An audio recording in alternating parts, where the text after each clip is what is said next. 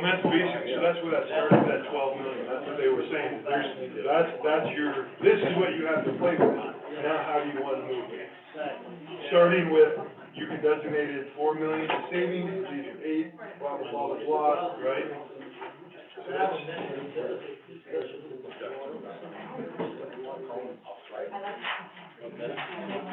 oh, absolutely.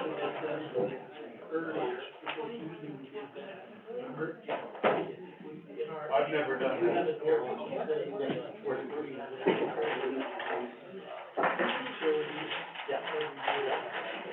See, and I've never done that.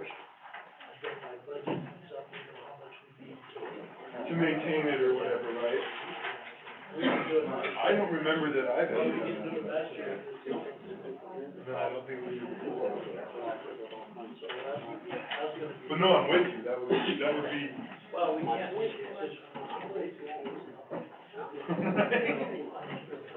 Well, or you need to know how much to raise it, right? You can't just say, well, we'll raise it.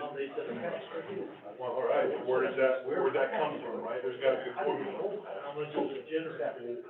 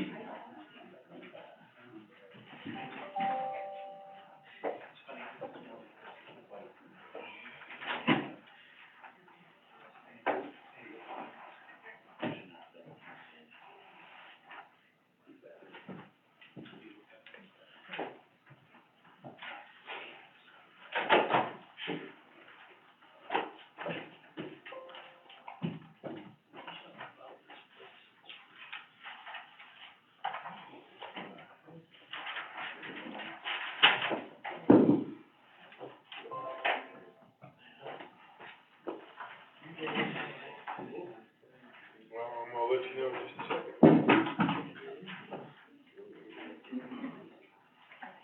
Apparently everybody's mice are jumpy tonight.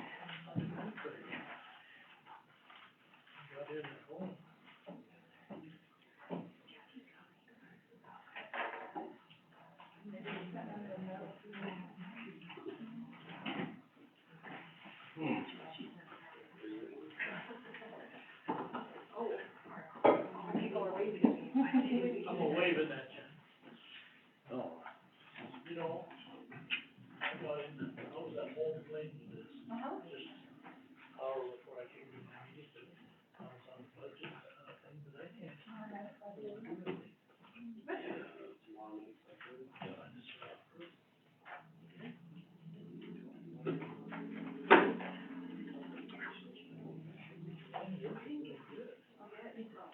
There it is. This did, Well, it's actually off. Well, maybe it's off and. Oh. Maybe we're just seeing her. yeah, thank you, so it's you.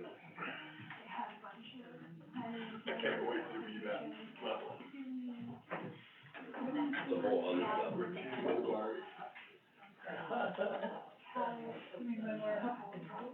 Yeah, I can't wait till technology to be a burden, because it's so wonderful and works all the time so well.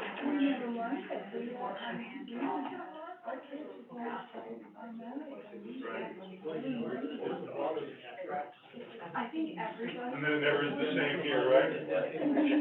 Turn on.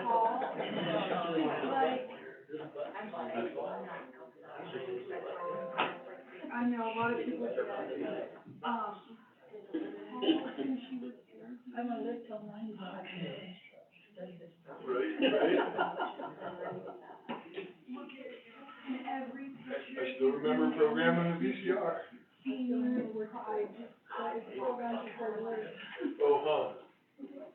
Worked perfect, 5.1. Yeah. I remember those days. Giving her her badge. Because I was commissioner for the challenge course. All right, I think I'm finally ready. Let's see what time it is. 7:38. I will call this meeting to order at 7:40, and the first thing on the agenda is the pledge of allegiance. Please join me.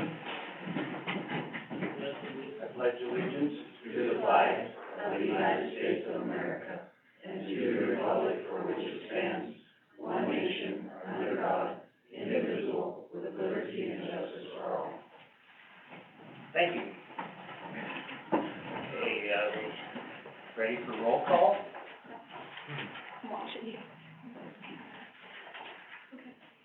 Mayor Terry Wyckoff, Present? Vice Mayor Jacqueline Wells, Council Member Aaron Durst, Here? Council Member Darrell Gardner. Here. Council Member Jabari Markey, Yeah. Council Member Linda Smith. Here. Council Member Chris Weissenberg. Here.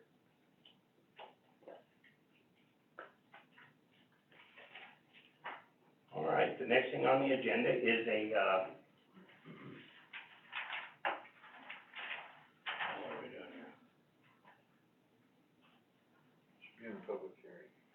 Is a public hearing, on the second reading of an ordinance amending code 2.56 of the Rollins Municipal Code, Urban Systems Committee Advisory Committee. Do I hear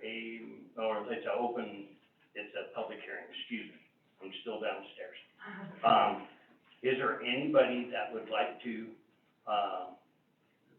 speak to this ordinance change? It's a public hearing, so this is when you speak up for or against.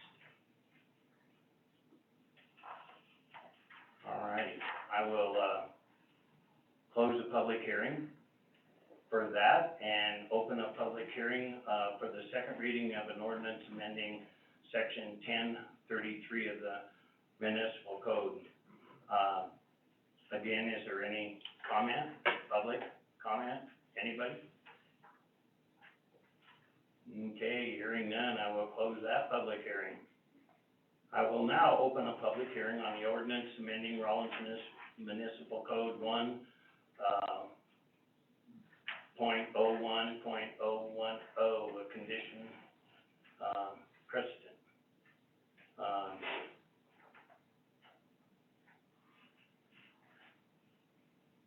This is an ordinance and resolution being presented to the governing body, be reviewed by the Rollins City Attorney for legal compliance and sufficiency.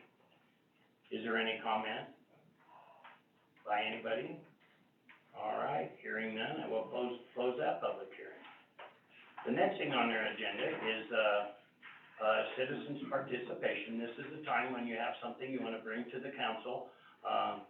There is a statute, or there is a resolution limiting, that conversation to 5 minutes. Is there anybody here that would like to bring anything to the council? Yes, sir, please come forward.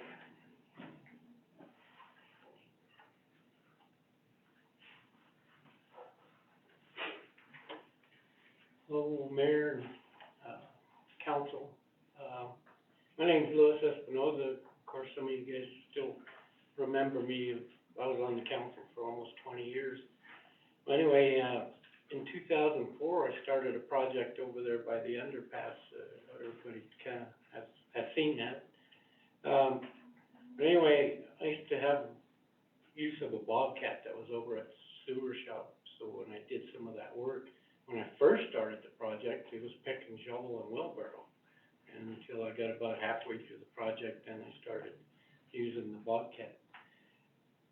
And since I'm no longer on the council, I'd like to volunteer, say, for doing that project and having the Bobcat over there, because I do have to move gravel and dirt over to the planters, which I have an empty lot there, which is the city's lot.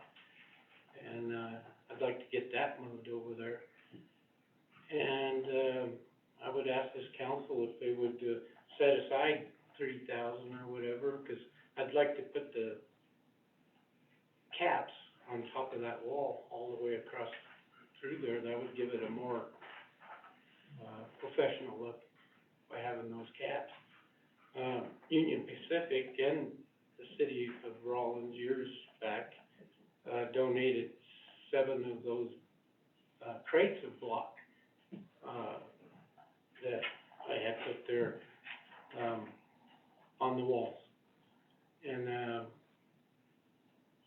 actually, there was a project Union Pacific was doing, they're putting in, detention ponds, alongside that, railroad embankment. And it just so happened that they donated, that block. Through the years, I've had, some people, volunteer their time, like, the Eagle Scouts,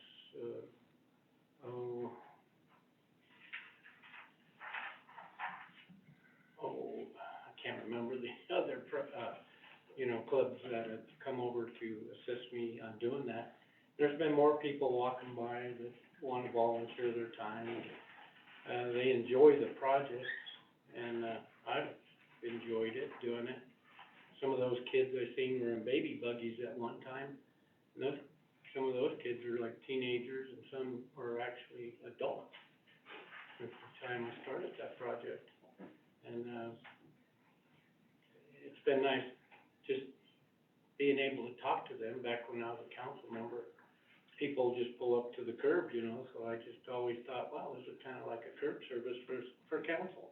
So, but, I've enjoyed it, and I'd like to keep the project going. I'll be doing it as long as, I'm around.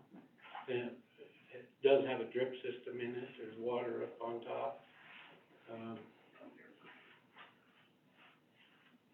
The only problem I have are the deer, which I enjoy the deer. But they find their ways to get around into some of those, fences and get into the trees, pine trees and stuff, They even like eating the junipers. Last winter, it got so cold they didn't have nothing to eat, so they were actually munching on the junipers and the pines. So they kind of hurt them a little. But, life goes on, and it's, something that I always thought was one of the worst eyesores in Rawlins. If you would think about it, back then it used to be black cinders. But, I wanna just keep on doing that, covering those black cinders. If you notice, when the winds get up to 60 miles an hour, that's just one big black cloud that goes right over that underpass, And then we're all cinders, So, trying to detain them or whatever, is kind of like what I'm trying to do. And I'm just asking if you guys would consider that, and I'd sure appreciate it. So what you're asking for, Louis, is use of, a skid steer? Yeah, it's Bobcat, yeah. And you would like to have some money? Yeah, Okay. well, see, I started that project off, in 2004, I was using what I was getting from the city, as my paycheck, more or less. And, eventually I retired in 2011, so they cut it in half, what the city was more or less paying me. So then my wife retired in 2015, so they cut her the other half. So actually, from 2015 to the time I finally left council, I wasn't actually making a check, I was just here, part of the furniture in a way. But, they're still cutting me right now, but they're gonna straighten it out. It just takes, I don't know how long, 6 months or so to get that straightened out. But, I enjoyed working for the city, it was a great working with everybody. I worked I worked with. Sure. Go ahead. Councilman Smith. Louis, I want to commend you for the work that you've done there. I go by there and look, and I remember you and, all your efforts when I look at it, so I want you to know that we appreciate what you're doing. The only question I might have, I don't know what the arrangements are between the city and the UT for development. Do we have an MOU? I don't remember. Well, it'd be nice to get that as an easement. There is, some fiber optics that go through there. And then they had put in, a few years back, they put a diesel pipeline underground through there, which I don't think I'd ever dig that deep, you know? And, it would probably take years to come up with some type of easement. Right now, the way it is, they've told me if they need that piece of property, they'll just go in there and wipe it all out, you know, and use it. We tried doing it years ago with the La Junta Club that we were with, and, we never did get permission on there. So, we had bought all these decorative ties and stuff that we were gonna use to landscape it, and we waited like 4 years, and the railroad never did say yes or no, you know. So we donated them to the Catholic Church for their embankments and stuff. And, anyway, the person that did the real estate in Denver, moved, well, somehow the real estate that was in this area moved to Rollins, you know. So I sat down with him, and, there was a city employee, I think it's Albert, and I explained to the guy what I was looking forward to do, to make the property more presentable to the public. And, he more or less told me, well, I don't see nothing wrong with it. He goes, just do it. So I kinda took him up on that. And I started with working on it. And, I've seen some of the bosses and stuff, you know, they drive by, you know, and I'm down there doing what I need to do or whatever, you know. And, sometimes I'm working and here comes a deer right along, walking right by me, you know, and just tell them don't eat too much and kind of leave some for others. Councilman Martinez. Mr. Mayor, Louis, I like the project. Right. I think I don't see any problem with it. And I knew, from the past that they wouldn't give us an easement. Yeah. They just wouldn't do it. We wrote them a letter one time and they turned us down. Mhm. In regard to, the Bobcat, I don't have any problem with that either.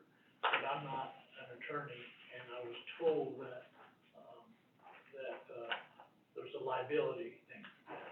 Because you're not an employee, and we're using city equipment to work on a project. That's small. In regard to investing money, I don't know the liability on that either. Can a municipality invest money into a project that we have no control over? That would have to be Amy's decision on that. As far as, I don't understand that cap. What's that, is that, The retaining wall. retaining wall that you had up there, they just put a cap on it? Yeah, They didn't finish it. it's probably about 4 inches thick possibly, and it's just a square which would have to be cut into pie sections because the wall, you know, has that winding curves to it and stuff like that, so I'd have to have one of those, special grinders type things that has a diamond wheel for cutting. And I think that's great, except what we're doing is we're taking taxpayers' money and investing it in the railroad property. Then, I guess they would gain, I don't see what they gain on it. They Yeah. claim they would gain, and it's, I don't know if that's, a legitimate thing that we can do. I think Amy would have to answer that. I don't know. And then now's a good time to ask for the money, because we're doing the project. Right, right. Well, the two city managers have put something in their budget, which, for $3,000, and I never used it, you know, so possibly I might not use it this time either. If I could find a different funding source or whatever, I'll probably go after something like that, you know. See if I get this thing straightened out with the railroad. I'll Well, pay for Louis, it let us myself. look into this, and, there's a few questions we'll need to get answered, and then, let us talk about that for a while, and then we'll get Yeah, back with that's you. great, that's great. But I do wanna say, I appreciate your work there, and it's lots of work, and it does look better, and I live on South Side, and I do appreciate your work. So let us work on it and just see what we can and can't do, Okay, okay? appreciate it, sir. Thank you, Louis. Thank you. Is there anybody else that would like to come up? Mr. Steve, come on down. Mayor, council. I essentially have the same thing that I wanna do.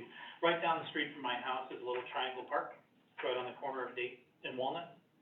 And during the summer, that park struggles because it's a difficult park to deal with, in that its sprinkler systems are not automated. You have to drive the truck there, take the remote control, sit outside the park for 3 hours to water it. And you can't move the truck or the sprinklers go off. So I just want to adopt it and take care of it. It's as simple as that. No, I don't want any money. I don't need any. I want to convert it over to solar so it runs on its own, and mow it, which I do anyway. Tag year it. Which park is it? It's right on the corner of Dayton and Walnut. Yeah, the little tiny park. Right across, like, from Mortuary, right? Mhm. Okay. Yeah. I don't have a problem I with don't that. either, and the sprinkler's already in there, is that? Yeah, the sprinkler system is there, but because of the way that it runs off of a radio frequency. They have to come and put 9-volt batteries in, and then start it from the radio. And then once they've started it, they can't leave, So like. because as soon as they drive away, it shuts off. So they have to sit there for 3 hours while waters. By putting that solar in, that would just. Yeah, we'll just eliminate that problem. And no, I don't need the money, I just wanna be able to put the solar panel up. So this is something like, it'd be like an adopt a street, but he's adopting. The maintenance of the park, I don't want the park, I just want to adopt it. No, you know what I mean, like, that's what I'm saying, it's something historic, right? Yeah, it's essentially the same thing, I'm adopting, taking care of the park. Or requesting such. Yeah, I think, that is public property, and I'm not sure that it's a city's or a street, or highway. I don't think the highway owns it, I think we do. Yeah. So that is more city property and things Mhm. like that, so. Yeah, it remains yours, the mowing becomes mine. And I mow on every Sunday, so I just walk a block and mow again. And I think it's remarkable that our citizens are stepping up to ask us to do these things around our community for beautification. I just know in the middle of the summer, they can't keep up with that, because they're trying to keep up with everything else. At that point, they're watering all the time, they're mowing all the time, this just takes that off their list. Sean? I also love this. I really appreciate that you want to take over Island Park, and I know, Jason with Parks and Rec is all for this, and very appreciative.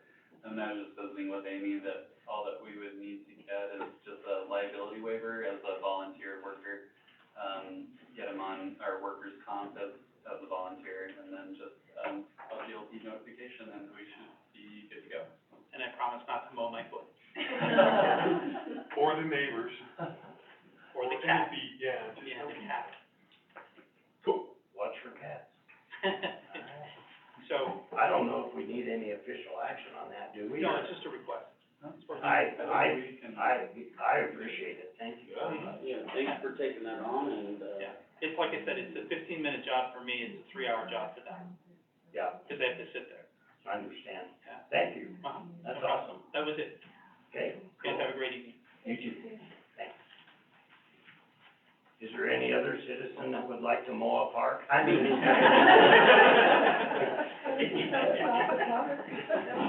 Hey, we're on a roll, come on. All right, any I'm sorry, I do have one. citizens, or are you gonna do it during council? Well, I feel like this belongs to citizen because, this actually came from citizens to me. Admittedly, it was about third or fourth hand, and he just walked out, but just quick, I guess the Parks and Rec, they went over and helped with the baseball field and leveled it out, and they went over on a Sunday. I guess, feedback came back that was really cool, and everybody was super happy, so I just, props, kudos, thank you, good job. Yeah, he left right in his moment of glory, so he can lose it. But no, I just, citizens said that how great it was, I just heard a lot of positive, a lot of people really were happy, so I just. I'll share that with you. All right, is there any other citizens? Citizen Martinez? I just want to say one thing, Louis and actually Sean, there'll be a representative from the Union Pacific Railroad at the museum on the 13th. He's a new representative of this area. I think that, talking about your project and about an easement, things like that to him he might be able to come up with some idea. So, yeah, and I'll stop and talk to him also. Okay, is there anybody else? All right, thank you. Next thing on the, agenda is the, approval of the minutes of the last meeting. Councilman Durst. Mr. Mayor, I move to approve the city council regular meeting minutes of April 2021 as presented. Councilman Smith. There's been a motion made and seconded to approve the city council regular meeting minutes of April 20th, 2021 as presented. Is there any discussion? Please open online voting.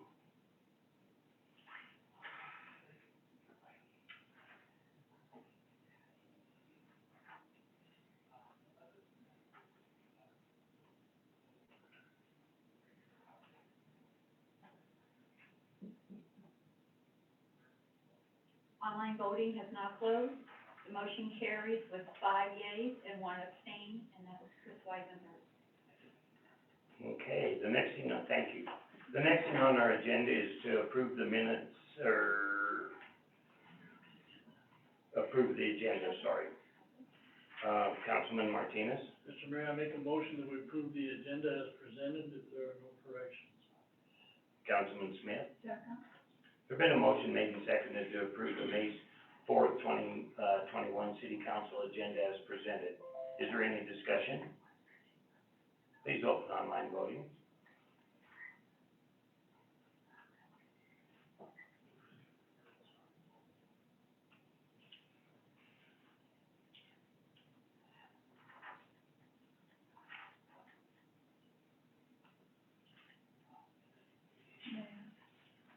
Madam Clerk, I vote yes, but I went off into non-online here. That's okay.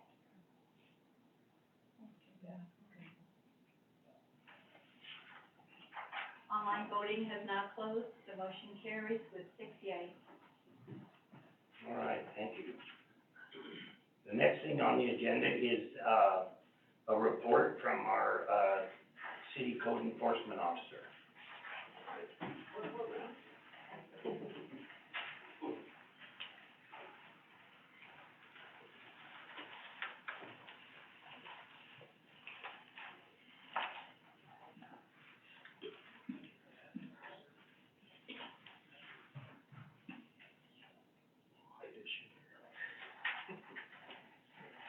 Good evening, Honorable Mayor and council members.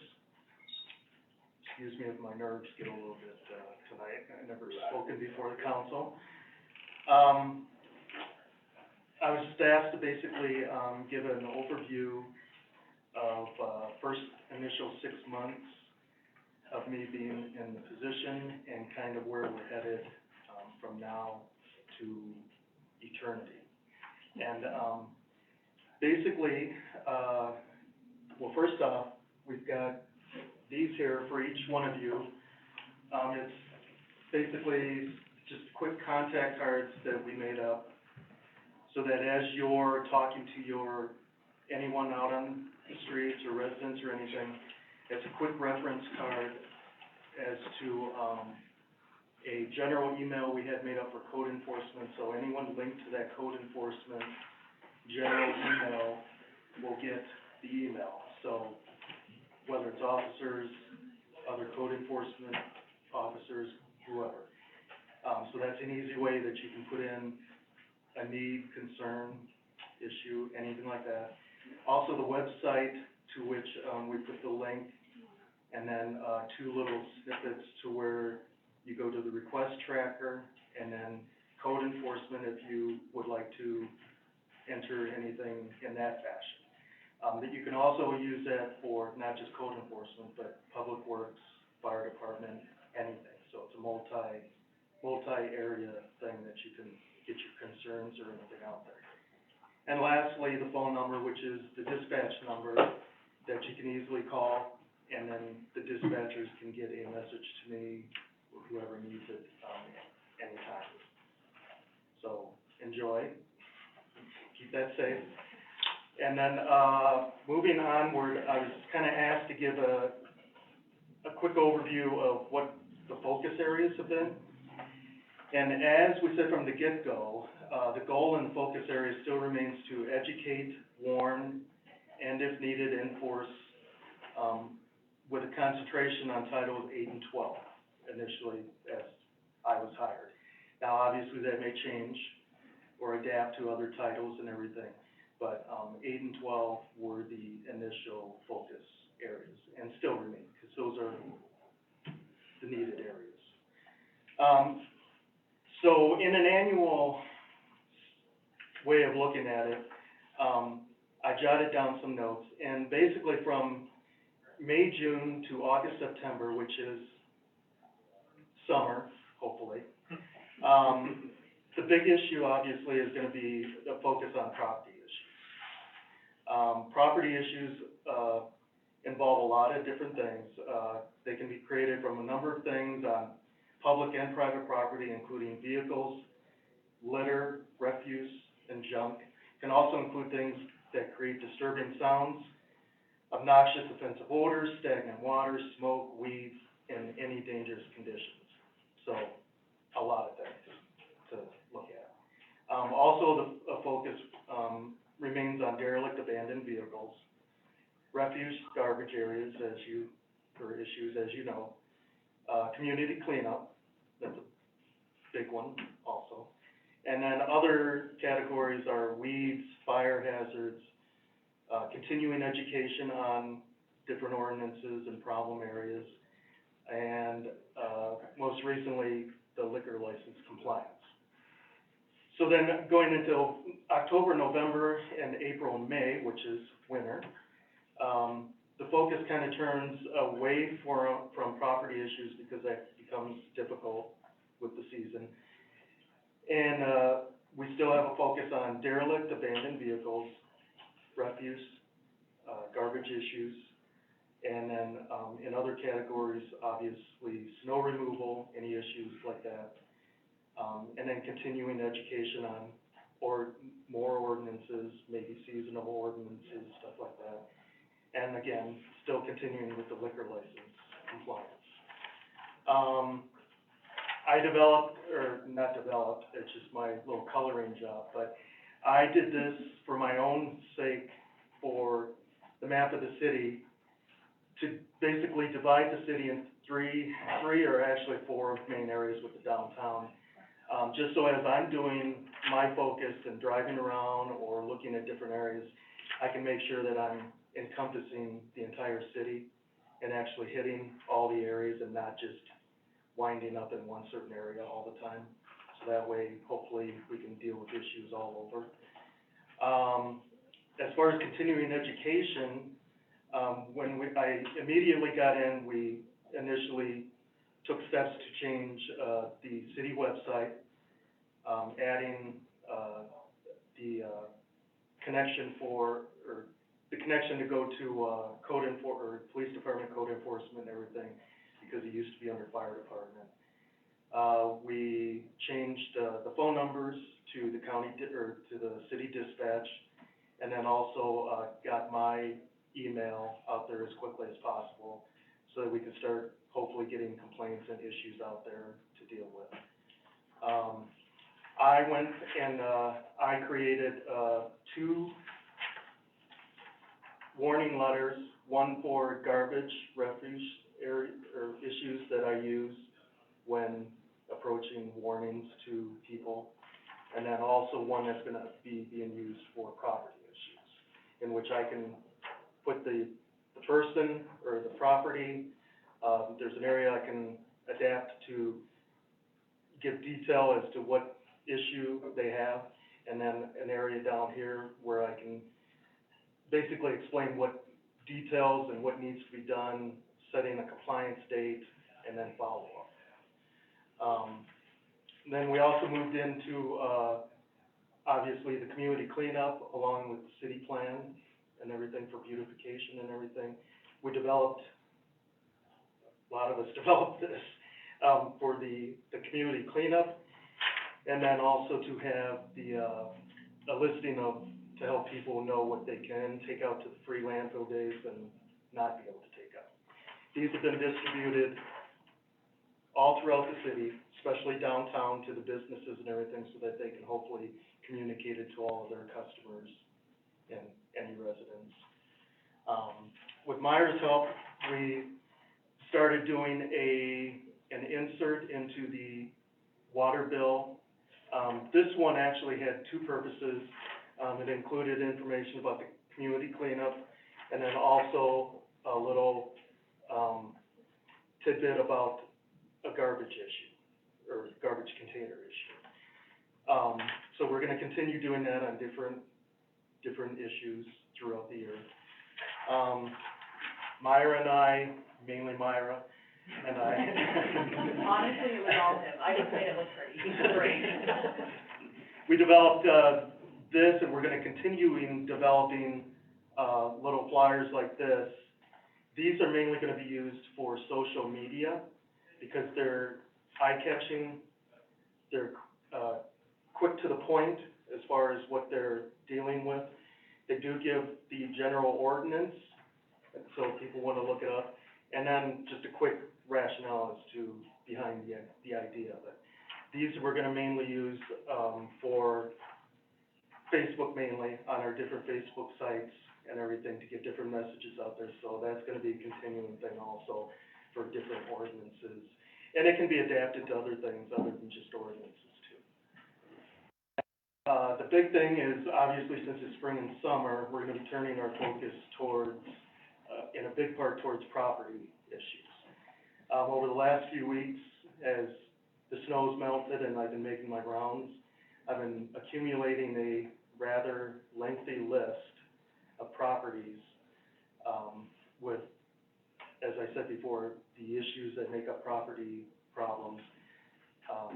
You've seen them, they're out there. I mean, some of them are small, a lot of them are huge, and they can encompass a lot of different things, from vehicles to weeds to hazardous materials, anything. But I'm gonna take that list and we're gonna start issuing warnings, and those warnings are gonna be made up of the letter that I made, describing the issue, the cleanup flyer, so that hopefully people will use this time to at least begin possible cleanup and rectifying the situation.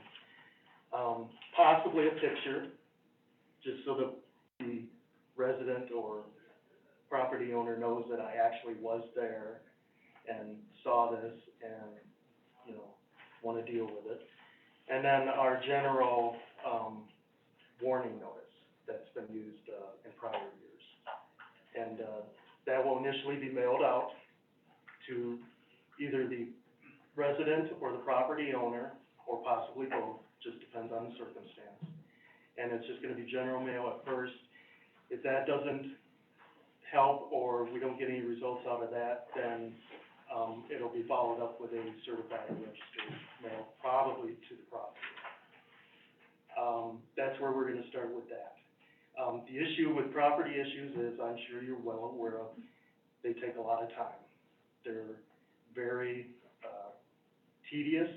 I don't wanna make any mistakes and search an area that I shouldn't be searching or don't have permission to search or anything like that, so I don't wanna cause any problems like that.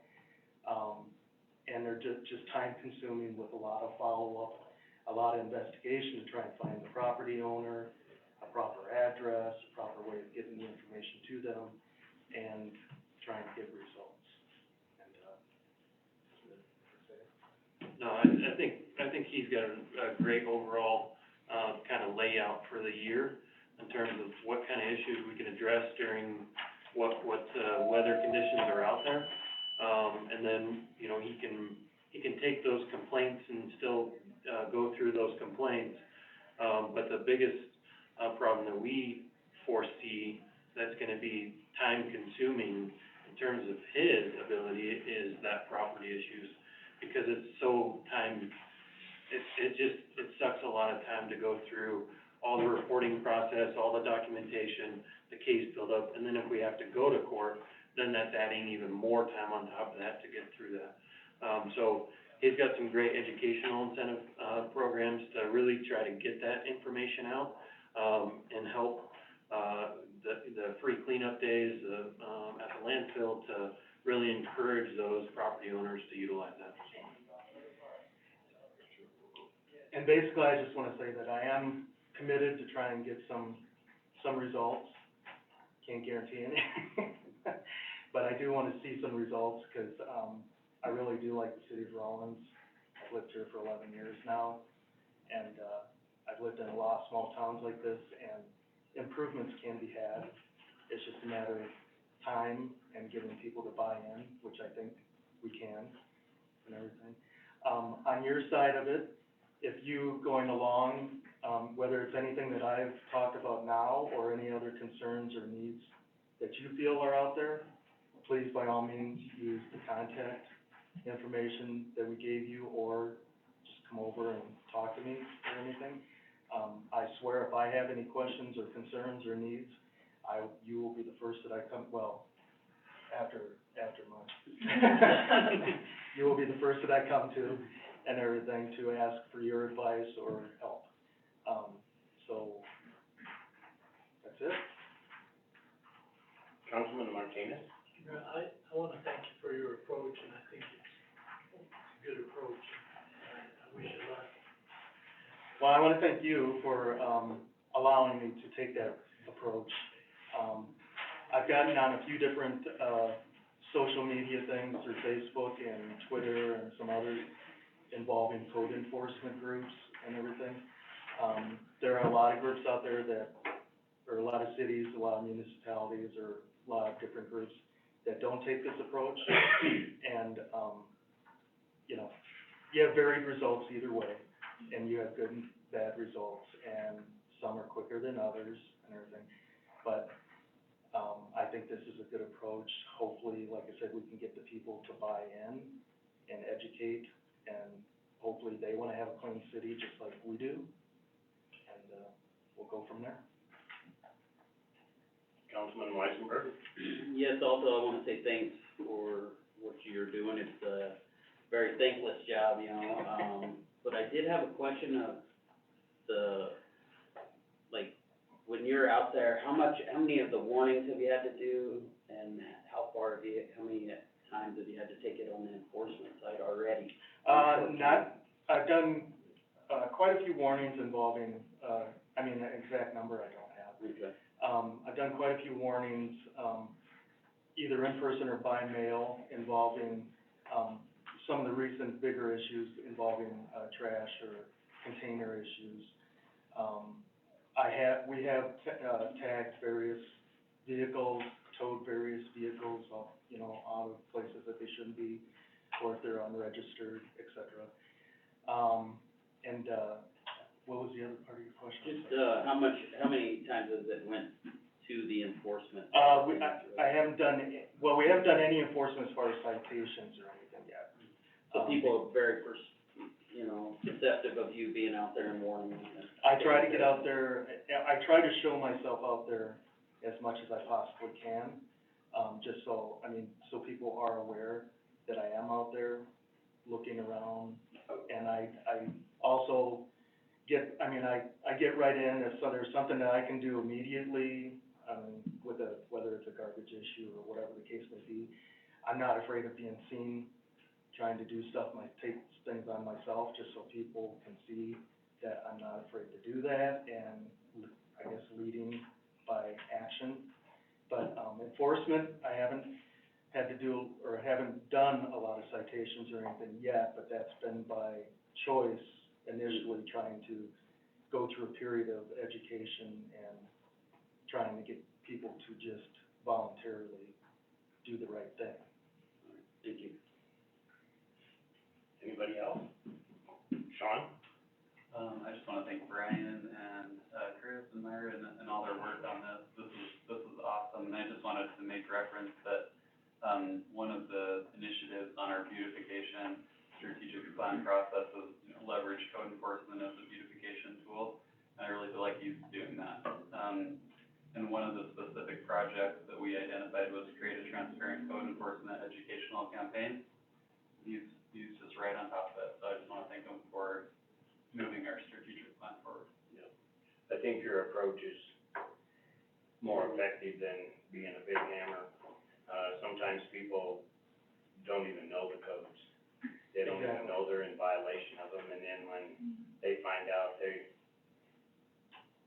have two choices to make: fight with you or do it, and then do it after they fight with you. You have two kinds of people out there, people that will take whatever education and information and act on it and, like I said, correct it and do the right thing, and you have those that won't. Sure. Those that won't, we'll eventually get to and deal with, but just not immediately, like you said, with a hammer. All right, well, thank you very much, appreciate your hard work, it's showing already, it really is. Well, I'm glad, sometimes, as I told Chris, sometimes I think I see differences, and, a lot of times I don't think I see differences. So maybe that's just me being critical of myself and what's going on and stuff, but, Yeah, I'm glad you do. I mean, honestly, we'll always have new people, and it'll be, it's gonna be a fluid thing and dynamic. Well, there'll always be new people to train, I guess. Is the way to put it, but anyway, I appreciate your hard work. Thank you. Thank you. Thank you. All right, next thing on our agenda is the city manager's report, and,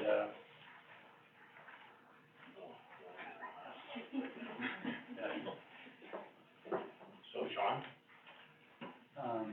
Honorable Mayor and Council, I don't really have many updates tonight. We've just been all hands on deck on getting the budget prepared, so I don't have anything for you tonight. Okay, thank you. Okay, does any, city council person have anything to say to, anybody and direction for the city manager, Councilman Smith? Yes, in the last couple of weeks, or about 2 weeks ago, I was reading about, I think there were 3 or maybe even 4 high school students who were, in a program, and they were awarded congressional, I think it was called Medals of Honor, but they go through like 60 hours, 60 to 90 hours, depending on what level. But I would like to do a proclamation for them and honor them for the hard work, because it is really quite an honor to get it, so I'd like to get those names and be able to recognize them. I have that here, and it's, the gold medal involves, 2 or more years and 400 hours of service. In order to earn a bronze medal, participants completed 100 hours of volunteer service, 50 hours of personal development, 50 hours of physical fitness, and execute a one-night exploration or expedition to earn a silver medal. Participants, completed another 100 hours of service, 100 hours of personal development, 100 hours of physical fitness, in addition to executing a 2-night exploration expedition. The Gold Congressional Medal is the most prestigious award for youth and only award given to students by the U.S. Congress. In order to earn the Gold Congressional Award, participants must complete at least 400 hours of volunteer service, 200 hours of personal development, 200 hours of physical fitness, and execute a 4-night, 5-day exploration or expedition. In Carbon County, Fiona Davis from Saratoga got bronze, and Abby Frakes, from Rollins got gold medal. Caitlin France got gold. Spencer Searle, got gold medal. And then Harris Tanner from Rollins got a silver medal, and, Miley Tanner also got a gold medal. These are exceptional people who have a dedication to, gaining this that is second to none. Can you imagine those hundreds and hundreds of hours doing it? And it was, when I first became aware of it, one of the kids I worked with, his sister got one. And he was telling about, tomorrow we get to go, and he was all excited, and I said, why don't you get a gold medal? And then he was like silver or something, and he told me, how much work it is and dedication. So those people need raised up, that's for sure. We have so many people in the county or in the city that are just amazing people. Thorvaldson, Sammy Martinez, the boxer, national champion boxer. I'm gonna leave a bunch of people out because, Kopla, Andrew Kopla, there's just so many. I would like to start maybe a program where we recognize these people. Because we have people here that are exceptional for any place, let alone for Rollins. So, I don't know how to do that, but I think that's something we might wanna do. Councilman Weisenberg? Yeah, so everybody's aware, I'm starting to work with, Amy Bach right now, for a proclamation putting together to honor Sydney Thorvaldson, and all her achievements and stuff, so. Well, we need to do our best not to leave anybody out, and also, sometimes when we recognize these people, probably should check with them so we don't screw them up somehow. Already checked. There's just things. So anyway, those are the people, and I had that on my phone because I was hoping that would come up, because these are just exceptional young people. I mean, it's amazing what they've done. I couldn't get that for a lifetime award. Yeah, and I agree with you, Mayor, that we should recognize people in our community who step up and do outstanding things, but also people like Mike Luan, who consistently puts on meals and works throughout the year to help other folks. Sure. And so I think we started maybe. Heroes Club of some sort, yeah. And recognize people for all the good things they do in the community. Cool. All right, so, I'm sorry. This is way off topic from you guys, but I had a question for, Chief Craig. When we were talking earlier, in the meeting downstairs, do you know what the main reason is we lose so many officers? Do you guys do exit interviews? Have you been involved in those at all? I'm not sure of this is new role to me, so I'm not sure of the exit process on that. However, some of the officers that we have are, kind of get into the program and then realize that it's a lot more involved than what they kind of initially thought it was. And so, and so they, realize that that's probably not their kind of intended path. And then the other officers we've lost to other local agencies, just because of, pay differences and things like that, so. Okay. That's was my main question. I just was curious if you knew if there was something we could look at specifically, as a council and address that would, help with that, so. Yeah. So thank you. Yep. Appreciate it. Appreciate it. And then I just had one more. Sure. This is for, you, Sean. When we get the breakdown for the grants writer, are we gonna do a full breakdown can we do a full breakdown of what it would cost, for full-time versus the contract, and see that side-by-side comparison? Yeah, absolutely, I can do that. Okay, thank you. All right, anybody else? All right, here Hearing none, we're gonna move on to unfinished business.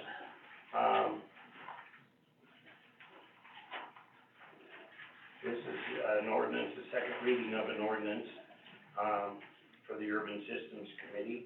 I would entertain a motion at this time. Councilman Smith? I move to approve the second reading and waive the reading of the ordinance amending Rawlins Municipal Code, Chapter 2.56, Urban Systems Advisory Committee. Do I hear a second? Second. Councilman Durr seconds it. There's been a motion made and seconded to move to approve second reading and waive the reading of the ordinance amending Rollins Municipal Code, Chapter 2.56, Urban Systems Advisory Committee. Is there discussion? I'm sure there is.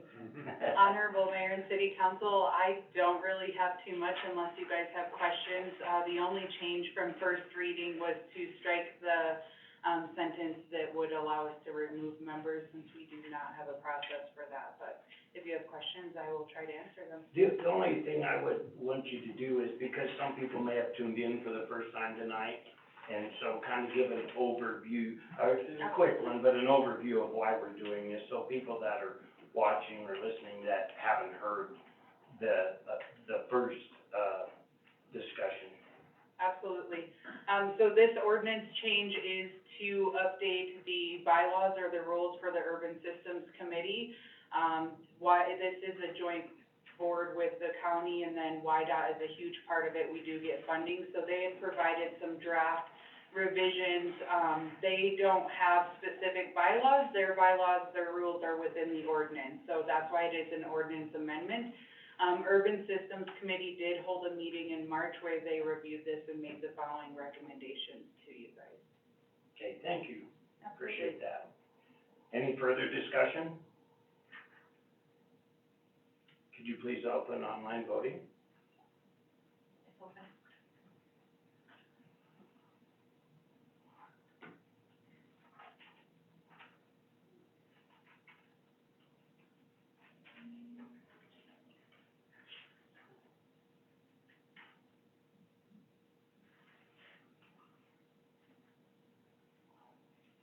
Online voting has now closed, the motion carries with 6 yeas.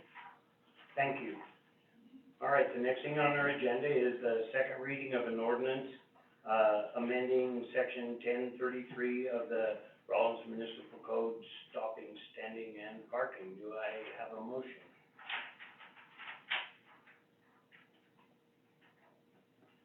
Councilman Smith? Do I have a second? There's no second.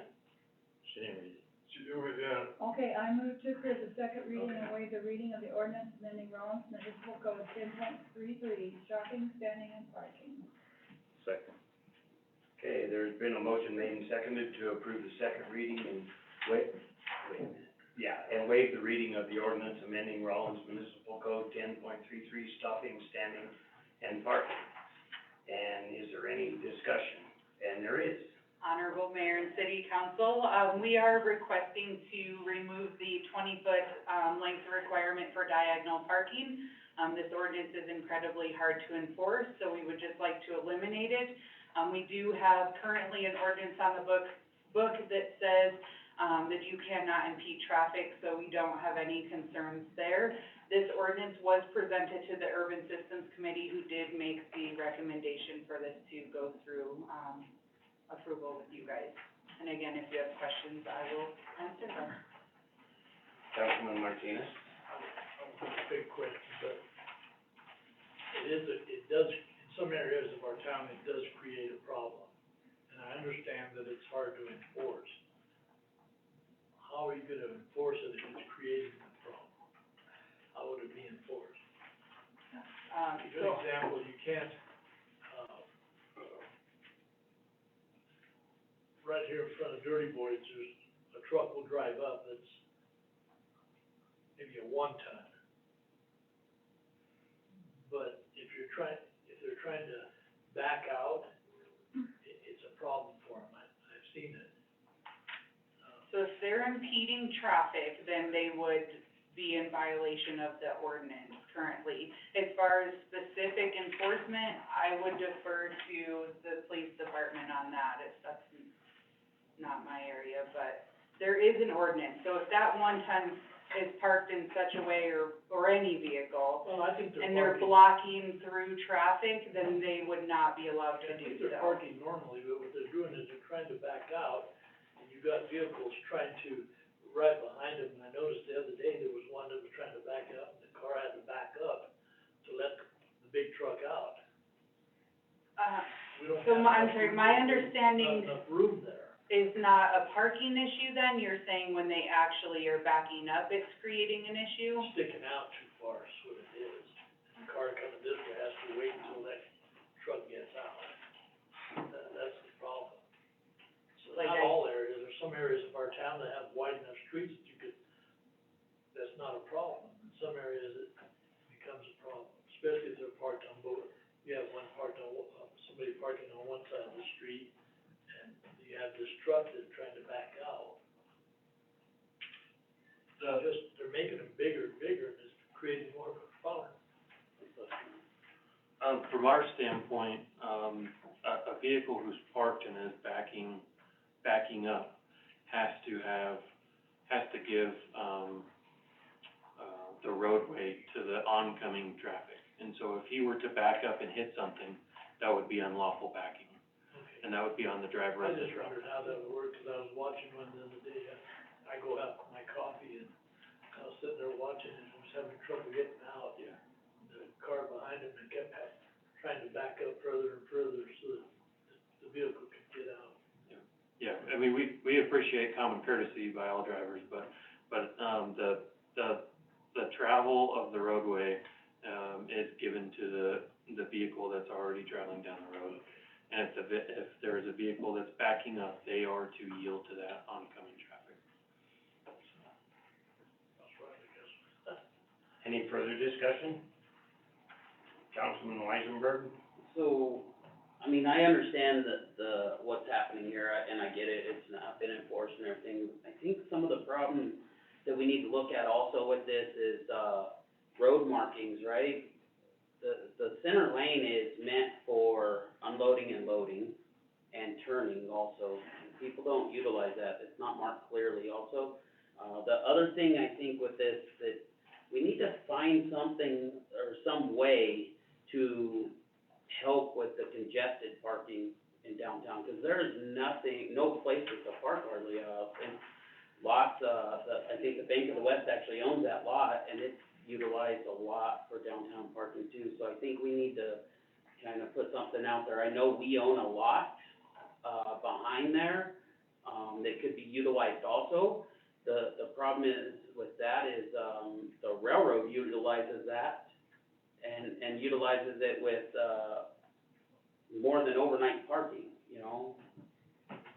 So, we agree with you. We actually just this week, had our very first meeting with what we're calling the parking committee, if you will, which is myself, Pam, Chris, and Blaine, all are part of that, so that we can really work on, and actually Myra was part of that too, because she's gonna help with the educational component. So I do agree with you. I think after our meeting, I can fairly say all of us have probably agreed with you in that meeting.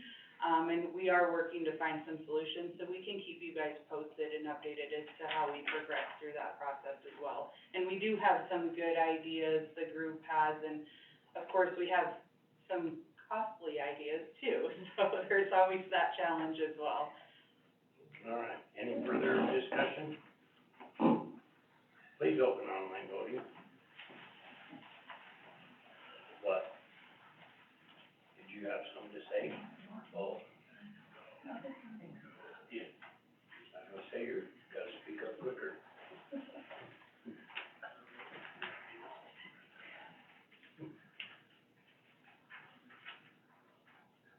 Online voting has now closed, and the motion carries with 6 yeas.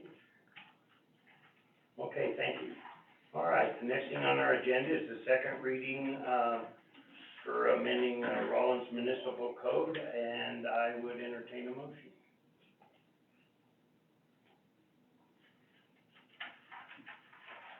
Right? Councilman Martinez. Mr. Mayor, I make a motion that, we second reading, amending Rollins Municipal Code Section 1.01.010, requiring every ordinance and resolution be reviewed by the Rollins City Attorney for legal compliance and sufficiency as condition, precedent, before being presented to the governing body. A second. There's been a motion made and seconded, to approve an ordinance on second reading requiring that every ordinance and resolution shall be reviewed by the Rollins City Attorney for legal compliance and sufficiency as a condition precedent before being presented to the governing body and waive reading of the ordinance. Is there any discussion? Hearing none, will you open online voting, please? It's open.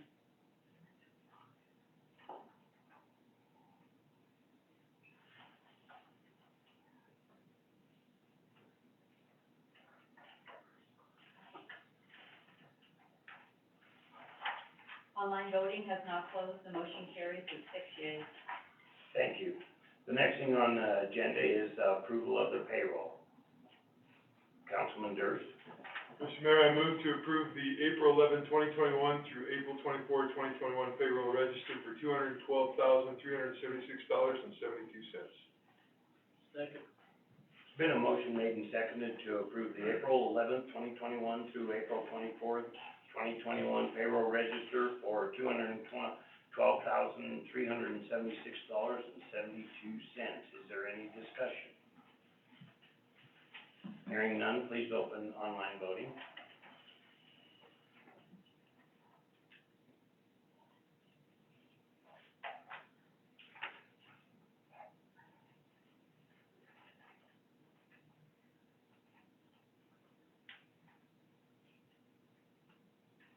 Online voting has now closed, the motion carries with 6 yeas.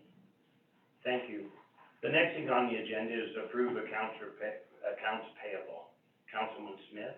I move to approve the accounts payable register for the period of April 10, 2021 to April 26, 2021, in the amount of $210,548.73. Second. There's been a motion made and seconded to approve the accounts payable register for the period of April 10th, 2021 to April 26th, 2021 in the amount of $210,548.73.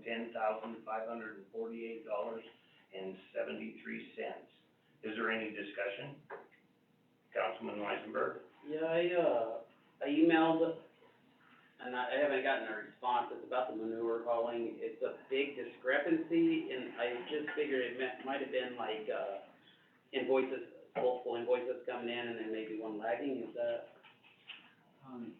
Yeah, I saw your email, I didn't get a chance to look at it, but maybe if we're lucky, Danielle might be able to give us an answer, if you can describe it as well. Danielle? So I would have to look at it for sure, but I can tell you that, twice now I've actually processed manure invoices and MSW hauling invoices on one requisition. It was two separate invoices, but so I'm wondering if they were combined because I combined them on the requisition to the same vendor. It's like one for like 16,000 or something, and then So one for that like is- 1,000, That right? would be the MSW, because manure has never cost that much money. So what I do to make it a little bit easier for finance, because I typically get those bills at the same time, is I do the requisition for the invoice for manure hauling and then for that. So I think it's actually MSW, but I can pull that to double check. I can tell you with 100% manure has never cost that much to haul. All right, if you could, I'd appreciate it, thank you. Any further comment? Please open online voting.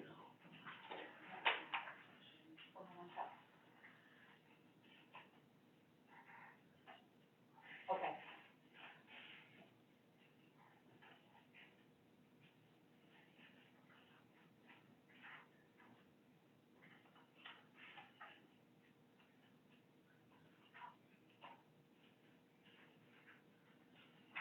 Online voting has now closed. The motion carries with 6 yeas. All right. The next thing on our agenda is the 2021 Employee of the First Quarter, and I will turn the floor over to Sean. And I'm gonna turn this one over to Danielle to. Okay.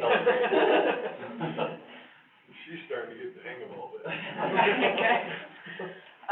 So I am actually very sad, I'm excited Sean's letting me tell you guys who this person is, but I'm also sad that they could not make it tonight, they're out of town. But our employee of the quarter is Ken Shalene, who is super deserving of this, recognition. He has been working in shop now for, just over 4 months completely by himself.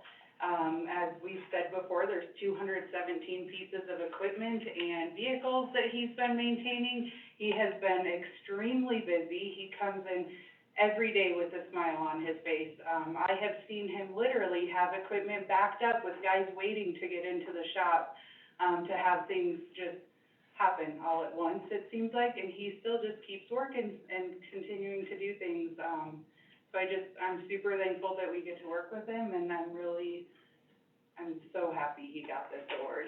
He deserves it.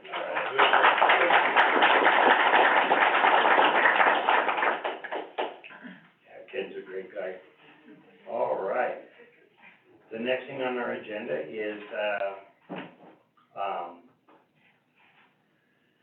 a proclamation celebrating graduating students from Rollins High School, and I will turn the floor over to Diane McPherson.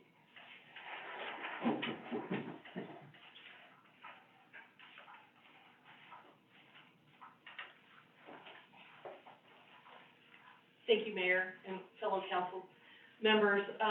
Tonight, sorry, my entourage is bigger than I anticipated. He's a big boy. He's a big fella. I'm happy to have him here. Thank you for hearing, and considering our proclamation tonight. One of the things, and I'm Diane McPherson, for those of you who don't know me, this nice lady is Courtney Schultz. She is a teacher at Rollins High School. We're here representing what we have formed to be the Rah-Rah Committee, for Rollins High School. You know, with, all the things, our kids are facing, we wanted to boost morale, boost incentives, boost all things kids within our Rollins High School balls. And the Rah-Rah Committee, piggybacks with the city of Rollins and would like to celebrate, seniors leaving our high school, going out into our community, as well as out into the college world. And so we have a proclamation that we took it upon ourselves to write for you without consulting Amy, and I apologize. But she probably doesn't need any more to do. If you would like my associate Colton Ice to read it, he'd be happy to, or if you'd like to read it on his behalf, but he would like to explain some of the senior send-off celebration, things that we have planned. Let's have him do it. Perfect. He's happy to hear that. I warned him that that might happen. Okay, so, I'm Colton Ice, probably, some of you guys probably know me, I'm the student body president at Rollins High School, and just to start off, I'd like to thank you guys just for hearing us out here. And some of the details to go with our senior send-off celebration, we'd like to close that front parking lot for that night. It's kind of like a tailgate party, I guess. So, we have a couple food trucks planned to come supply.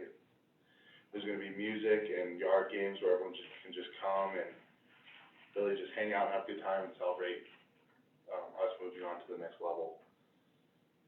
And, so if you guys would, really, sorry, You're okay. I kinda got through this today, so. You're okay.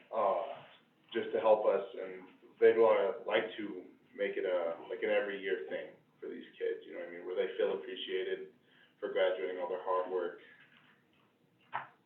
Yeah, right, and be part of our community, and our community Yeah. celebrate with them, which I think is, why don't you read all the way until the last part, and we'll let the Honorable Mayor read the last. Okay.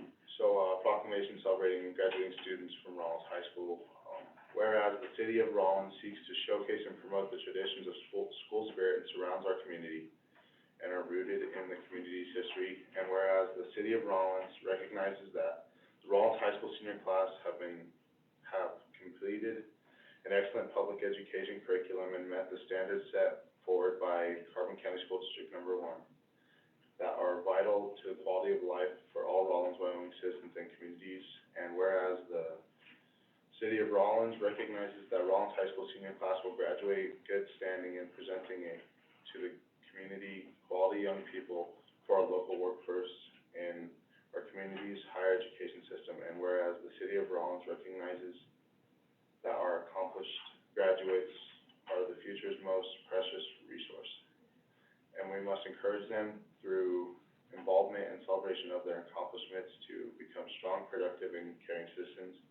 And whereas the City of Rollins recognizes the mission of Rollins High School in partnership with Carbon County School District Number 1 to meet the diverse educational needs of all children and empower them to become complete, productive contributions in society, or contributors of society and ever-changing the world. Okay.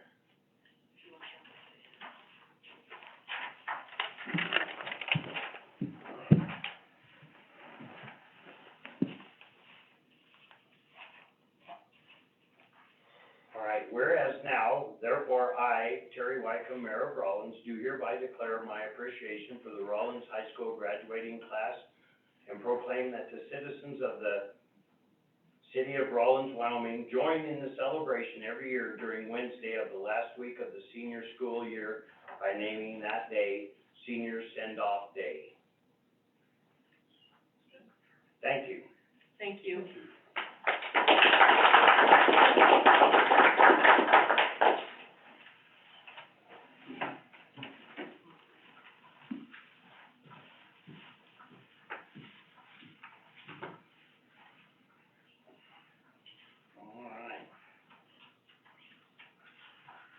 The next thing on our agenda is going to be the National Police Week, 2021, and, Chief Craig. You make everybody read it tonight, huh? Heard your lesson. Yeah. 6 in one night, too many, come on. Honorable Mayor, Council, before you is a proclamation for National Police Week. Congress and the President of the United States have always designated May 15th and the week of May 15th for National Police Week.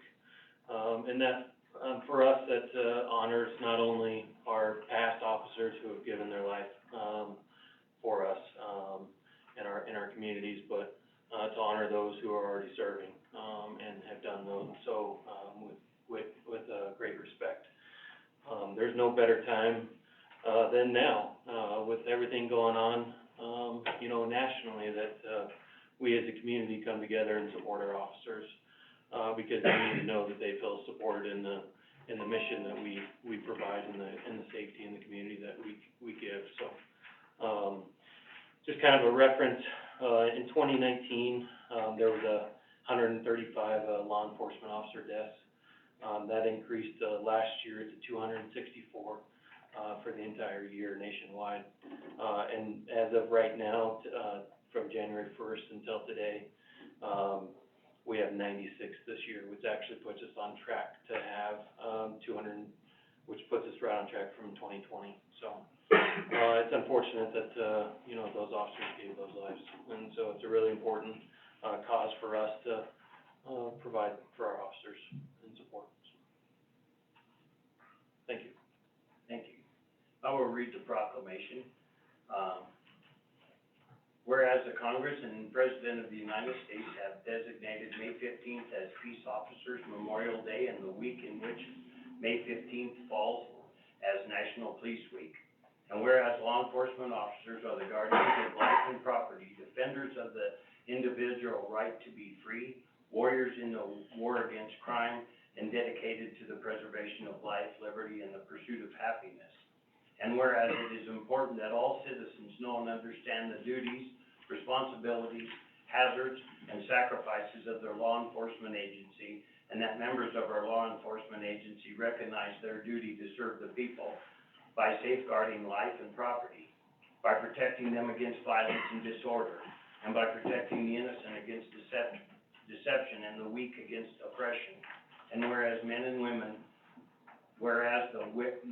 women of the Rawlins Police Department unceasingly provide a vital public service.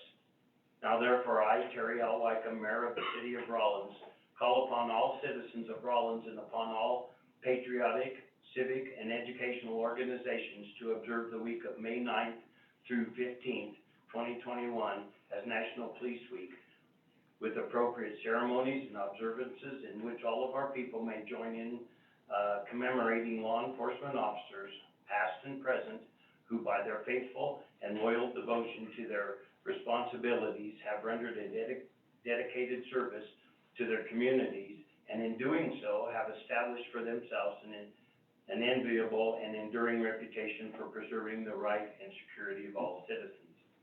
I further call upon all citizens of Rawlins to observe the 13th of May, 2021, as Peace Officers Memorial Day in honor of those law enforcement officers who, through their courageous deeds, have made the ultimate sacrifice in service to their community, or have become disabled in the performance of duty. And let us recognize and pay respect to the survivors of our fallen heroes. So dated this 4th day of May, 2021. Thank you. Thank you. The one additional comment I'd like to add is that May 13th, from 3 to 5 p.m., we're gonna have an open house at the police department for that law enforcement week. And at 3 o'clock, we will hold a flag ceremony, for those fallen officers in Carbon County. That's May 3rd? That is May 13th from 3 to 5. And I'll pass out some cards for you.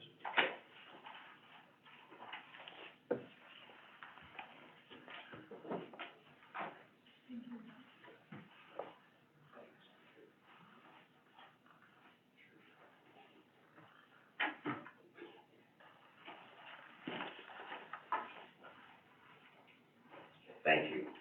The next thing on our agenda is, national, proclamation for, National, Public Works Week. Danielle? Honorable Mayor and City Council, I promise we didn't purposely do all of this again. So I am excited, we actually, Public Works get to share our week with police, but we have National Public Works Week coming up.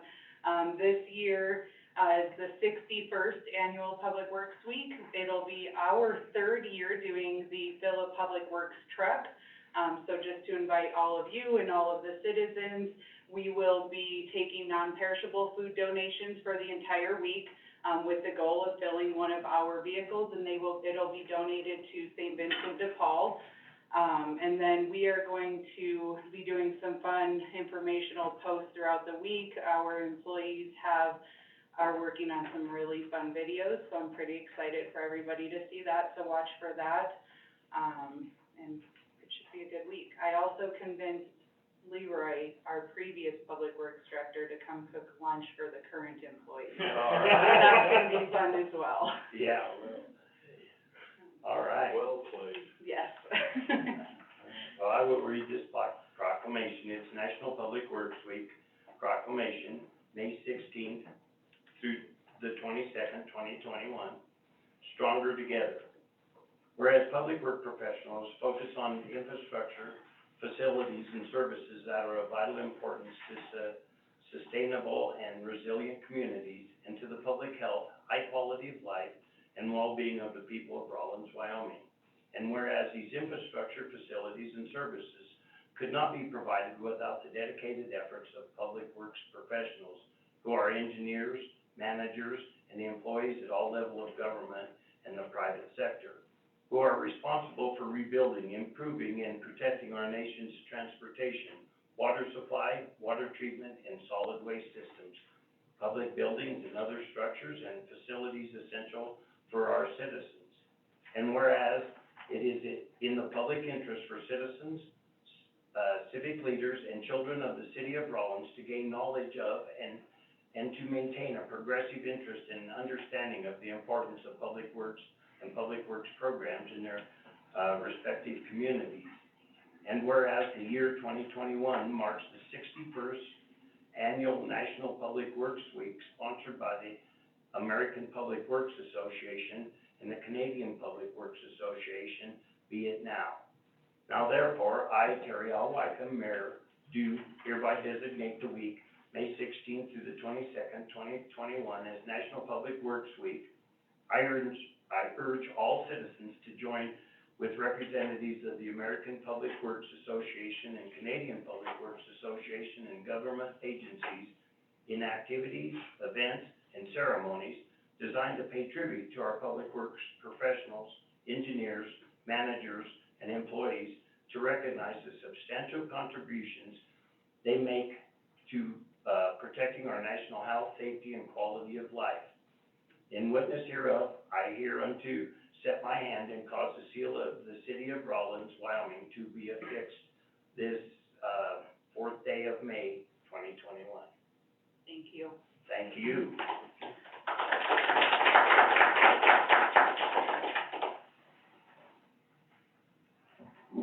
All right.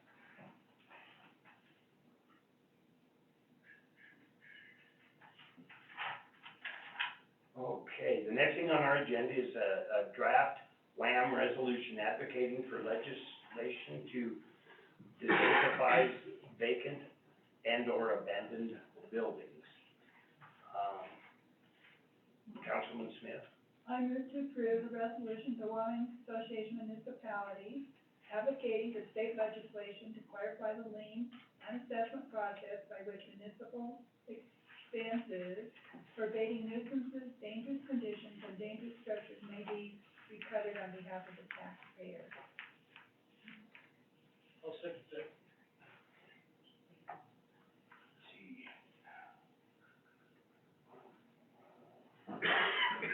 There's been a motion made and seconded, and I don't see who you're reading that, I'm sorry, and I could not memorize. The next item above. You're on the wrong one, Mayor. You have to go up one. We're on G. Okay. You were reading E. Okay, so there's been a motion made and seconded to approve a resolution to the Wyoming Association of Municipalities advocating for state legislation to clarify the lien and assessment process by which municipal expenses for abating nuisances, dangerous conditions, and dangerous structures may be recovered on behalf of the taxpayer. Is there any discussion? Councilman Martinez. Mr. Mayor, members of the council, staff, I really support this. I think that I think it might pass at the WHAM, resolution committee. I don't know if the legislature's gonna do much about it. So I just wanna bring this up, that I thought in our discussion that we would present a resolution, but we would also try to implement an ordinance and challenge. I know it would be challenged, but we would be one of the first in the state to come up with some type of an ordinance so that we could, challenge these people that own these abandoned buildings. And I'd like to see us do that, but again, I think the resolution's fine and I would support it. I don't know what we'll do. I don't know if it'll get out a resolution, and if it does, I kinda doubt if the legislature would do anything about it. Is there any further discussion? Councilman Smith? I know Laramie, and there's other communities that found themselves where they took property, started working on it, and the asbestos reached $1 million.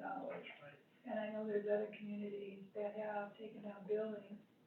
So there may be some partners out there that we can find to partner up with at WHAM, and maybe we can lobby the legislature for us. But this is, I think, something that's been long past due. I thought, we used to put liens on properties, but they were more forgivable mortgages rather than cleanup funds. I guess we did it for cleanup, but that was like 30 years ago, and it worked fine. I don't know what happened process, but, I think the city should be able to recover its costs when they go in and clean up the property for somebody. And I concur with that. I wanna thank the mayor for bringing that up. It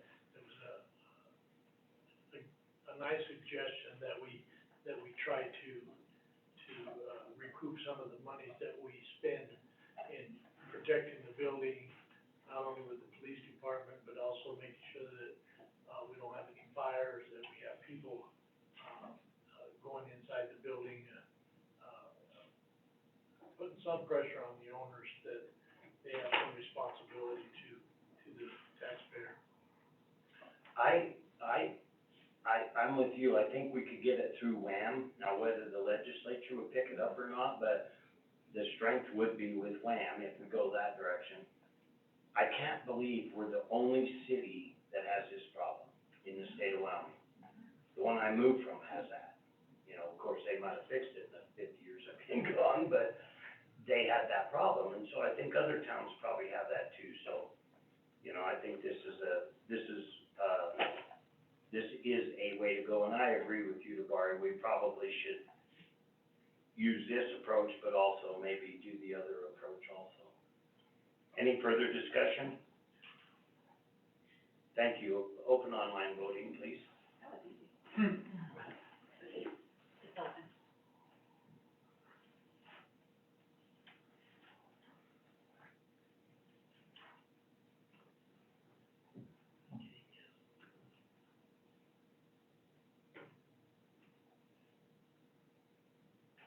Online voting has now closed, the motion carries with 6 yeas.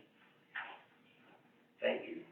The next thing on our agenda is a draft WHAM resolution advocating for legislation to designify vacant and or abandoned buildings.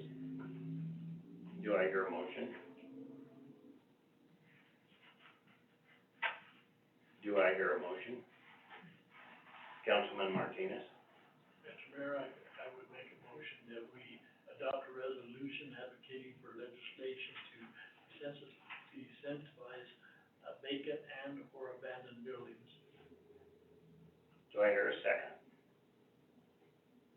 Second? There's been a motion made and seconded to draft a WHAM resolution advocating for legislation to disincentivize vacant or abandoned buildings. Is there any further discussion? Councilman Smith? I would like to direct this to Amy. I'm stuck on the disincentivize, language, and with that, I want a clearer picture of what it's saying.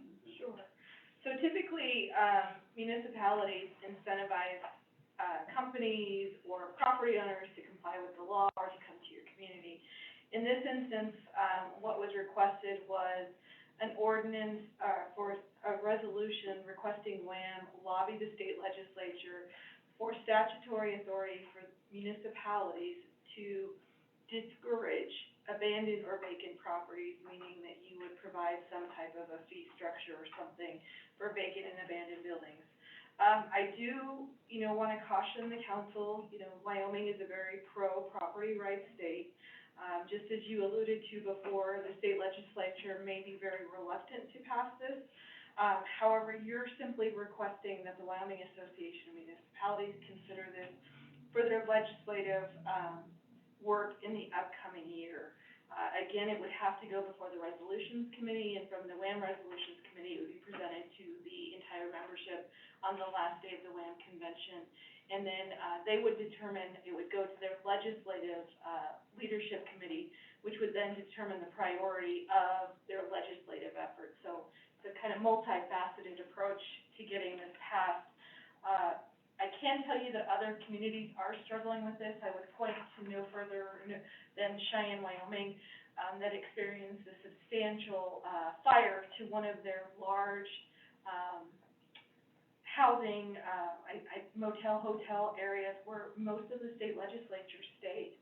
And under the state statute and the municipal authority, the property owner in that issue simply secured the property that was damaged by the fire, and for many months, years, the city's hands were tied in trying to get that building demolished, the abatement of the asbestos, lead-based paint, they finally, after, struggling to obtain some compliancy, took the approach that, they would enforce the abatement process through asbestos, and then the property owner subsequently complied. So I would say this is not anything new for municipalities. It's something that, other municipalities are struggling with, but it takes more than one community coming forward to WHAM, or just WHAM coming forward by themselves. It would essentially require more municipalities to go before that committee, that legislative committee, to get it out of committee. But, with that said, what we have drafted, specifically disincentivizes abandoned and, empty, buildings within the municipality. You're asking for that statutory authority of 15.1.1.13 to be modified to permit municipalities to have this authority. Councilman Martinez. Amy, if we adopted an ordinance, I think the property owners would probably challenge it. But my thinking is that if we at least adopted the ordinance, we would put some pressure on the property owners that they might just come to the council and address some of the problems they have with their property. And at least we'd have some kind of discussion. Right now, they just leave it set there. They don't, most of them are not residents of Rollins, or just have an investment in that property, and so that was my take, and I get that from the time that we, adopted an ordinance on, these buildings, these housing that we had around town that we ended up cleaning and stuff, and it worked. The only thing was that we weren't able to collect the money the way we wanted, but that ordinance has worked, and, I mean, I have at least 15 pictures of buildings in Rollins that we cleaned up over the years, since 1975. So I think the way the mayor suggested, letting them know that it's costing the municipalities monies to keep an eye on these buildings for whatever reason.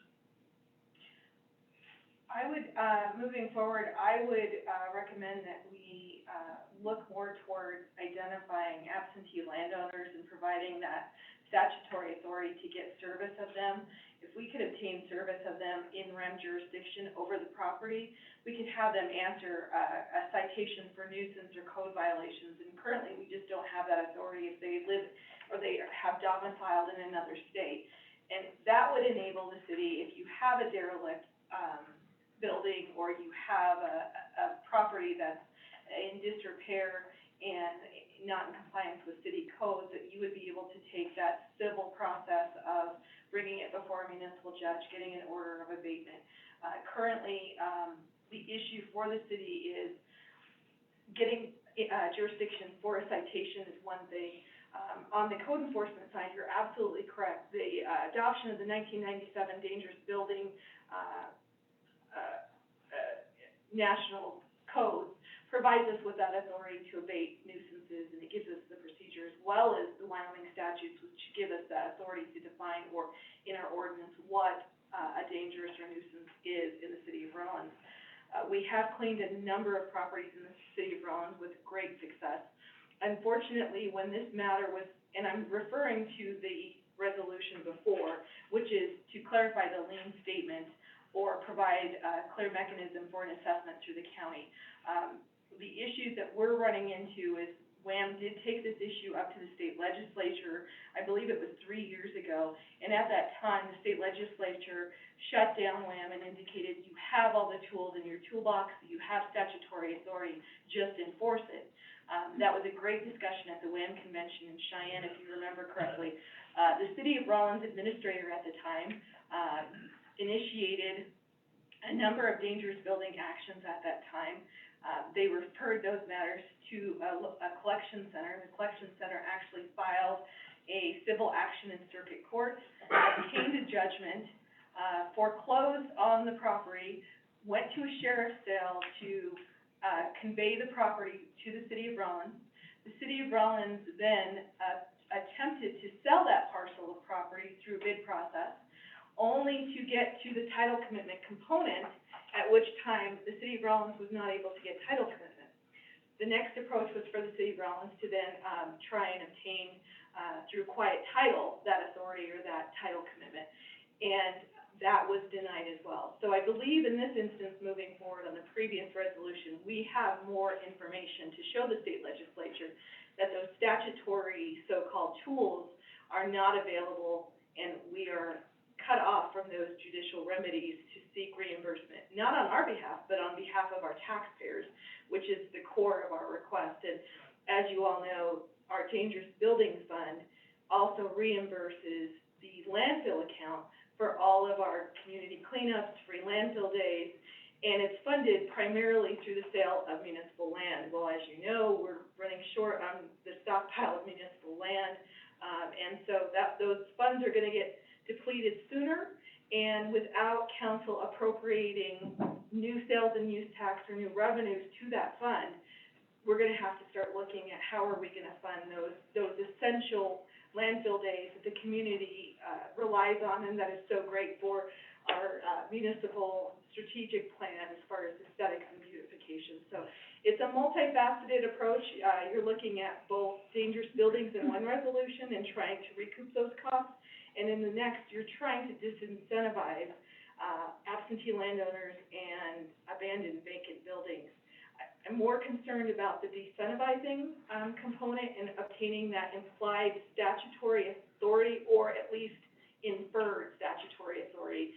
And this will enable us to have that, so that if we do enact ordinances, we can, in good faith, defend those ordinances if we're challenged. So putting an ordinance together, you're saying that really wouldn't do anything? Should we put the ordinance in effect, along with sending a resolution to the WEM conference? My legal advice would be very cautious moving forward with any ordinance absent some clear statutory, either express authority or implied authority for you to enact that legislation based upon the state's history of pro-property rights and the legislators' reluctance to expand the municipal authority. In fact, they are actually shrinking local government authority. And so I think it would be very difficult for us to move forward in good conscience and defend an action where there isn't either express or implied statutory authority. Not to say we can't advocate. What happened was, in 1975, when the Annex Hotel caught fire and we went after it, at first I was told that we could not go after that building. And then from the Attorney General's office in Cheyenne, they wrote us a letter saying, yeah, the cities can condemn buildings. Why isn't it that we're not condemning some of these buildings? Is it because we have to clean them up? So the one before you is strictly the building being vacant or abandoned. It doesn't identify a dangerous condition. It doesn't identify any code violations. It simply says, if it's not occupied, you're gonna disincentivize that owner so that it gets occupied. Versus a code enforcement violation or a dangerous building component, you have a violation of code. You have the authority to define what nuisances are and what are dangerous conditions or dangerous buildings. So it's two separate requests. The first one involves a code violation involving dangerous conditions or nuisances. The second one involves strictly your attempt on vacant and abandoned buildings with nothing more. Meaning, I have a house or I have a building downtown, it's not being occupied. So the city council is seeking statutory authority to disincentivize that, to say, for every month that you don't have it occupied, here's an associated fee. And that's the difference. But we were told, I was told, and the last council was told, that we had, asbestos problems in some of these buildings. Now, to me, that's a dangerous situation. So by passing an ordinance, wouldn't that apply to the owner? That, look, you've got a dangerous building, we're gonna abandon that building, if you don't do something about it. Absolutely, so every dangerous building that comes before the building official, results in an inspection for those clearly defined, dangerous building code violations. And the code enforcement officer, the building official, has to identify why it's a dangerous building. They start the process of notice, opportunity for hearing, we get it published in the paper. The issue is, if it's a local property owner, we can get service of them in a civil action to try and recoup those costs. If they're an absentee landowner and they don't come into the state of Wyoming, we can't use in rem jurisdiction versus, what I mean is in rem, you use the property, you own property in the state, so you consent to jurisdiction in that state. Unfortunately, because the 1997 Dangerous Building Code, has not provided statutory authority for the Carbon County to create an assessment process or something similar, we're relying on the lien process. And unfortunately, the city of Rollins tried that, like I said, a number of years ago, to great cost to the city. We still haven't recouped the cost for those collection fees, for those properties. And so this is, the first resolution was looking at trying to enable us a clear path to get those costs back. But it has nothing to do with our ability to define nuisances and dangerous buildings and abate them. Councilman Smith? I go back and forth on properties because I'm an old farm girl, I guess, and I look at land differently, and you hold on to it, and you don't want anybody telling you what to do with your land. But as a council person, I look at the health and safety. That's our primary reasons for setting up here, is health and safety of our citizens. And, so I believe in cleaning up our community. I do believe in abandoned building programs.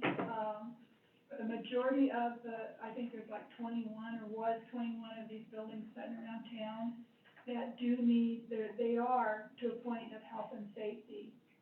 And so I think that we need to move forward, but I'm not sure I'm quite ready to start charging people fees for having a building that's sitting there, because the majority of these people are out of town, or they've inherited this, they don't have the money to clean it up.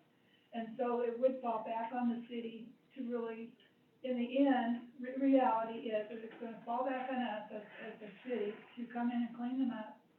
And as you pointed out, we have to be really careful about what we receive, because we could end up with asbestos, or hazardous materials, carbons, all kinds of things that, as when we receive that, we are at a higher standard to mitigate. And so I want to be real careful about what we do here, so I don't know how I'm gonna vote on this, but I just kinda like, okay, you know. I can tell you that these vacant buildings and they're not being used at all and haven't been being used, may not create a dangerous situation, but they don't create any revenue for the town, but they absorb it. And like I said before, the way that they absorb it is, we still have to have fire protection, they still enjoy fire protection, they still enjoy police protection, they enjoy the use of our storm sewers, because there's not 20 feet of water on them.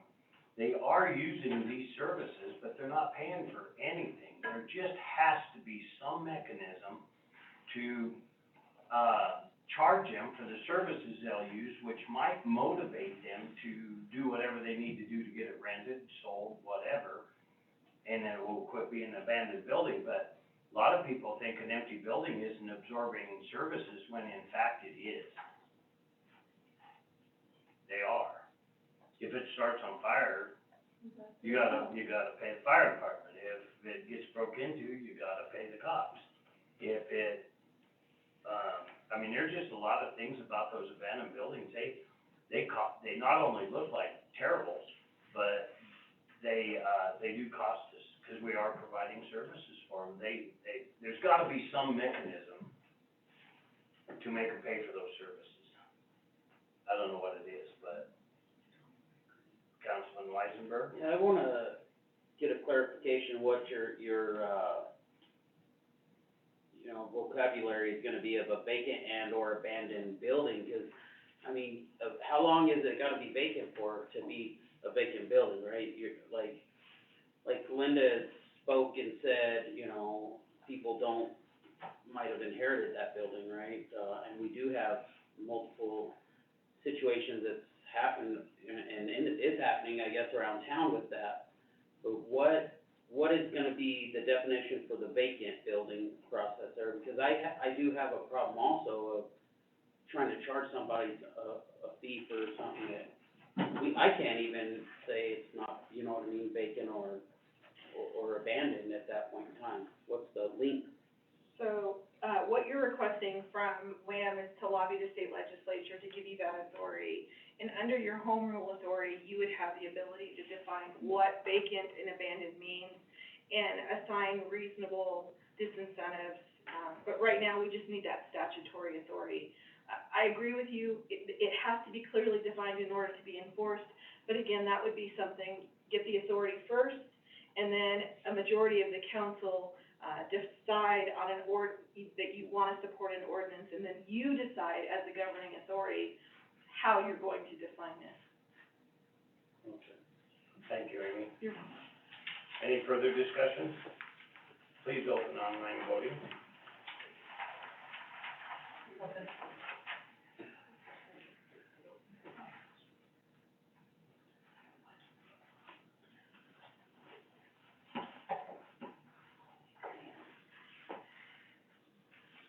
Online voting has now closed, the motion carries with 6 yeas.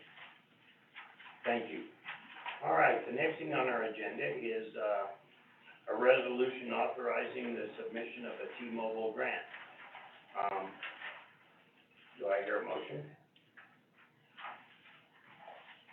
Councilman Durst, do I hear a second? Councilman Smith? Danielle? Do you want me to read it? Oh, yeah, go ahead. I'm reading adjourned. I mean, I'm good, not to, I'm looking at the next thing, sorry. I'm comfortable with it. No, go for it, I'm sorry. I move to approve resolution authorizing the submission of a T-Mobile grant application for tech upgrade, economic development, strategic plan, and ball field upgrades on behalf of the governing body for the city of Rawlins, Carbon County, Wyoming. Second. All right, there's been a motion made and seconded to move to approve the resolution authorizing the submission of a T-Mobile grant application for tech upgrade, economic development, strategic plan, and ball field upgrades on behalf of the governing body for the city of Rawlins, Carbon County, Wyoming. Is there any discussion? And of course, Honorable Mayor and City Council, I thank you guys for letting us add this on the agenda. We just recently found out about an opportunity through T-Mobile, for this $3 million grant. What it would do is, they would give $200,000 for smart growth, planning, funding for economic development. It would include, refurbishment of a ball field, a Little League field, public space connectivity. 100 homes within our community would get 4 new phones and 1 HD TV plus 1 year of free internet service, and then a free concert, well, kind of, I guess, free with the grant, concert from Florida Georgia Line. All we have to do, the easiest submission ever, is do a selfie or a video, and I think we got Blaine convinced to do a rap. We wanted to get this in front of you. The deadline is Friday. It is nationwide, so I don't know if we'll get it, but for such an easy submission, we've got to try. if we got Blaine on our side. We got it in the bag. Let's see, should we amend this? It says that it has to be Blaine rapping. And we each get a copy of it.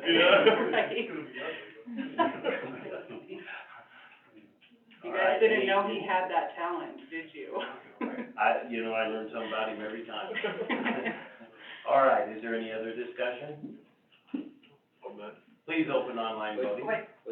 Oh, wait a minute, I'm sorry. Please don't. Well, I would like to vote first, but maybe, because this might change your mind. I do think we should, use this opportunity after this meeting to take a short video with council to add to the video, so. I know it. or at least a You picture. just changed my vote. Yeah. Next time, don't add that part. I was trying to. Just make it happen. I just can't say no to the mayor.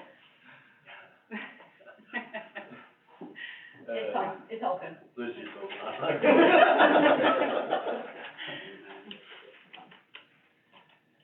I've been videoed enough. Oh, man, that's a scary dude on there sometimes. Online voting has now ceased. Oh, The motion carries with 6 yeas. all right, thank you. All right. Is there anything else before I adjourn? Okay, the next meeting will be tomorrow at 5:00, 5:30, and then the very next regular meeting will be May 18th, 2021. And, upcoming readings of the budget will be May 18th, June 1st, and 15th. The work session is at 5:00 here in the chambers on the 18th. Okay, Me tomorrow's at 5:30. at 5:30 tomorrow, the And then 18th next at 5. week will be at 5. Yeah, I'm close. All right, this meeting is adjourned, and thank you, everybody, for participating. All the information